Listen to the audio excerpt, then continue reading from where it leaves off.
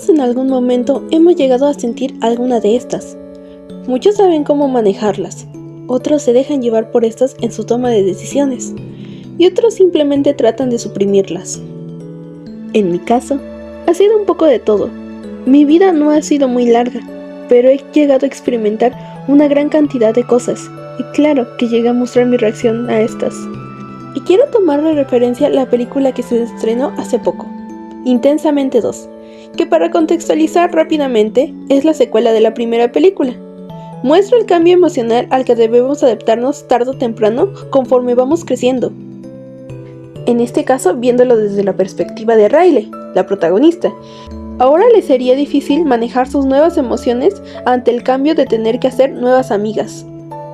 Puede que la trama no suene tan profunda cuando se resume así, pero también se aborda la aparición de nuevas emociones que debe aprender a cómo manejarlas. Ahora, conforme se ve en la película, se nos presentan lo que son las emociones principales, en este caso siendo alegría, tristeza, furia, desagrado y miedo. Pero después se nos introducen las nuevas emociones secundarias, que son envidia, aburrimiento, vergüenza y ansiedad. Tomando estas emociones, me gustaría narrar cómo he llegado a experimentar cada una de estas. Tomé como guía lo que escribí en vacaciones en mi diario Emociones y también lo de mi jornada de observación al Jardín de Niños Rufino Tamayo, que se encuentra en Pueblo Nuevo, Oaxaca. La alegría es aquel sentimiento que mostramos cuando estamos contentos. La expresamos en nuestra cara con una sonrisa o actuamos de manera positiva. Los niños suelen demostrarlo cuando platican, su tono de voz es más fuerte. En el jardín que observé, ellos estaban contentos en la rutina de activación a la hora de bailar sus canciones favoritas. Y más cuando en el último día que fui, les regalé un patito para que se los pusieran en su cabeza. Nunca olvidaré la cara que ponían y cómo en la salida me gritaban para que los viera desde la puerta. Pero en mi caso, donde soy más feliz cuando estoy con mis dos hermanos. Ellos me traen demasiada felicidad.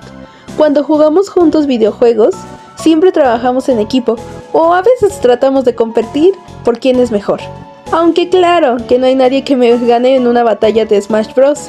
Lamentablemente yo ya no puedo jugar tanto con mi hermana como quisiera porque ella trabaja, pero siempre recordamos con mucho cariño a los personajes Kirby y Link, porque son los que nosotros elegimos.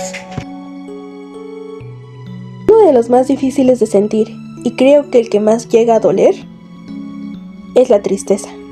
Por un lado, los niños lo expresan cuando sienten dolor, cuando se sienten frustrados o impotentes. En el preescolar solo llegaron a llorar cuando se lastimaban físicamente, como fue el caso de un niño que se cayó, pero entró en pánico cuando vio sangre saliendo de su nariz. Es entendible, ya que es la manera en la que ellos tratan de expresar su desesperación, aunque lamentablemente a algunas personas aún les cuesta entenderlo.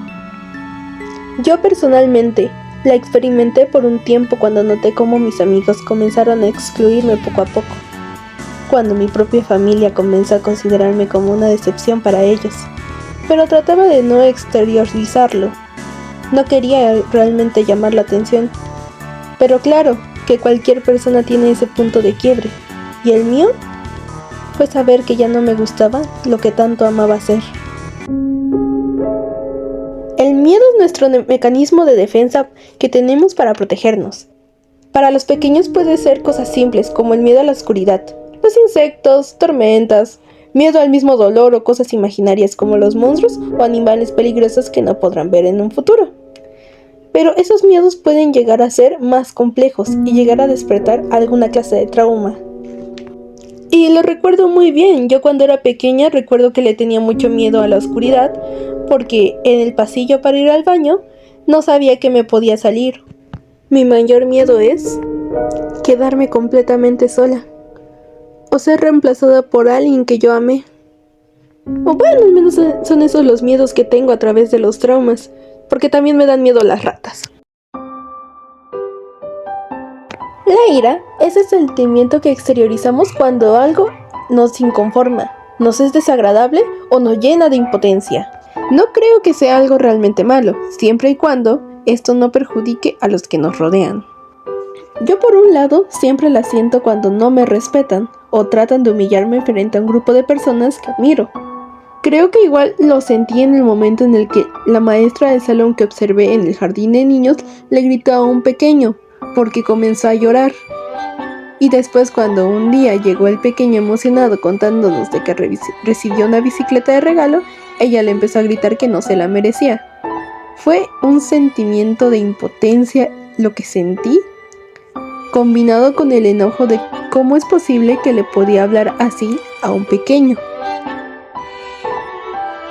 El sentimiento de desagrado es la sensación de asco, como cuando te ponen un plato de hígado encebollado y tu única reacción es hacer "Ugh". Creo que es lo más común, pero en opiniones yo siento que es cuando te dicen algo que no va de acuerdo contigo, o que tú estás en contra de eso. Yo, por ejemplo, le llego a sentir cuando hace mucho calor y no me quiero dormir en la cama, porque digo, no, por Dios, me voy a quemar ahí. Creo que esta es la emoción que más me he estado guardando para mencionarla, y es el sentimiento más desagradable que he tenido. Siempre he sentido la ansiedad como algo que he tenido gracias a la escuela. No la responsabilizo del todo porque es también mi culpa. Siempre que se me llegaban a juntar todas las tareas, hacía que tuviera todo un cúmulo de estrés. Y en Intensamente 2 hay un momento en el que a la protagonista, por comenzarse a estresar tanto por la situación en la que estaba, empieza a tener cierto ataque de ansiedad, depresión, y realmente vi esa escena y me sentí identificada. Y eso aplica tanto en el papel docente como en el papel personal. Por ejemplo, en esto de querer ser maestra hay mucha competencia. Siempre va a haber alguien que pueda ser mejor que tú, que tenga mejores estrategias, mejor material, y tú misma te presionas para querer ser así. Lo cual está bien, le quieres dar una buena infancia a los niños, pero también tienes que cuidar tu propia salud mental. Cuando a mí me llegó a dar un ataque de ansiedad, fue por no ser lo suficiente buena al momento de cómo yo dibujaba. Pero llegué a tener ese sentimiento de frustración cuando esa cosa que tanto amaba, que era dibujar, no me salía, no podía, no tenía la inspiración, no podía competir con gente, como mi hermana, como mis amigos, porque siento que ellos son excelentes artistas y yo no soy capaz de hacer eso. Ahora sí que tu propia arma eres tú mismo. Creo que con este sentimiento lo que hay que aprender es a controlarla. La ansiedad es algo que igual lo tienes como un mecanismo de defensa. Es como un estado de alerta para poder protegerte, pero se debe saber controlar. No te debe perjudicar a futuro. El aburrimiento, el lado sarcástico, la manera en cómo reaccionamos para simplemente demostrar el desinterés de algo. Esta emoción la vi demasiado en mi jardín.